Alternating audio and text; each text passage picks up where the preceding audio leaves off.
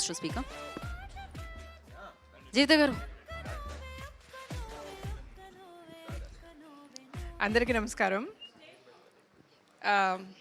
నిజంగా biker movie నేను throughout Sharwanand గారు చెప్పినట్టు డే 1 డిస్కషన్ నుంచి అలా ఆ మూవీతో ట్రావెల్ అవుతూనే ఉన్నా. ఎవ్రీడే నేను షూటింగ్కి వెళ్ళా, వాళ్ళు పడ్డ ప్రతి కష్టం చూసా, అభి పడ్డ కష్టం చూసా, అసిస్టెంట్ డైరెక్టర్స్ ఎంత కష్టపడ్డారో చూశాను. ఇంత ట్రావెల్ చేసి ఈవెన్ పోస్ట్ ప్రొడక్షన్లో కూడా ఐ వాజ్ దేర్. అన్నీ చూసుకున్న తర్వాత కూడా నిన్న నేను సినిమాకి వెళ్ళి చూసినప్పుడు I could move my eyes. నేను అంత ఇన్వాల్వ్ అయ్యి ఆ సినిమా చూడగలిగాను. నేను చాలా కనెక్ట్ అయిపోయా ఆ సినిమాకి. నాలాగా అందరూ కనెక్ట్ అయ్యారా నాకు తెలియదు.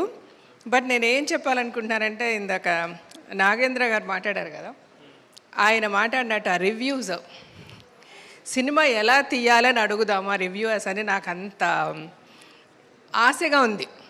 ఇప్పుడు ఈ సినిమాలో there is so much of emotion. కళ్ళతోనే చెప్తారు. ఇంట్లో పిల్లలకి ఫస్ట్ ఆఫ్ ఆల్ ఫాదర్ దగ్గర చెప్పుకోలేరు. ఓపెన్గా ఫాదర్ ఏమనుకుంటారు, నేను కనుక కొంచెం ఫ్రీగా వదిలేస్తే వాడు లైట్ తీసుకుంటాడు, ఎస్పెషలీ మగపిల్లలతో వాడు లైట్ తీసుకుంటే వాడి ఫ్యూచర్ ఏమైపోతుందో అని ఫాదర్ ఎక్స్ప్రెస్ చేయడానికి తన మనసులోనే పెట్టుకుంటారు.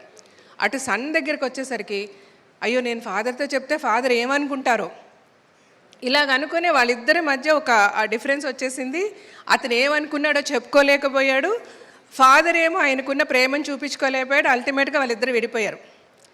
మళ్ళీ వాళ్ళిద్దరూ కలిసి హ్యాపీగా క్లైమాక్స్కి వెళ్ళినప్పుడు నాకు ఎంత హ్యాపీగా అనిపించింది అంటే, ఎన్నో ఫ్యామిలీస్ నేను బతుకు జట్కాబండి నేను ఒక టాక్ షో చూసా.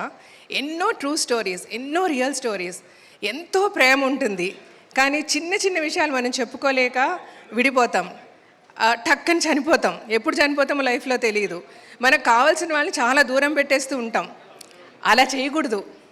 ఏదున్నా ఓపెన్గా మాట్లాడేసింది. ఇదే కనుక సినిమాలో శర్వా గారు నాన్న నాకు ఈ అమ్మాయి నచ్చిందని చెప్పుంటే డెఫినెట్గా ఫాదర్ రాజశేఖర్ గారు ఓకే అనేవారు. అయితే అది పర్లేదండి, ఇంక అయిపోయింది, ఎంతమంది సినిమాలు చూసేసారు, ఇంక ఇప్పుడు స్టోరీ రివీల్ అయ్యేదండి. సో ఇలాగ సో మెనీ థింగ్స్ నాకు ఈ సినిమా చూసినప్పుడు అనిపించింది అంట, హ్యాపీగా మాట్లాడేసుకోండి అందరూ. మనలో మనం ఎవరికి గొడవలొద్దు, ఎవరిని దూరం పెట్టద్దు, అందరూ సంతోషంగా ఉండాలి. సంతోషంగా ఉంటే చాలా హ్యాపీగా ఉంటుంది. This is what I felt about biker. There is so much of emotion, there is so much we should say. దీనికి ఈ రివ్యూస్ ఏమంటే ఏది పడితే అది మాట్లాడదు. అంటే మనం బాగా డ్రామాటిక్గా సినిమా తీస్తే అబ్బా మెలో డ్రామా అంటారు. అలా కాదు, స్టైలిష్గా తీస్తే ఏం చెప్పారు డెప్త్ లేదంటారు. సో ఇవేవి నమ్మకండి. Please go to the theatres. థియేటర్లో సినిమా చూడండి, మీ రివ్యూ మీరు ఇవ్వండి మాకు. దట్ ఈజ్ అంటే ఎంత కష్టపడి సినిమా తీస్తాము, ఎంత ఖర్చు పెడతాము. సో మీ రివ్యూ మాకు కావాలి. This is what I want to request the audience. Thank you so much.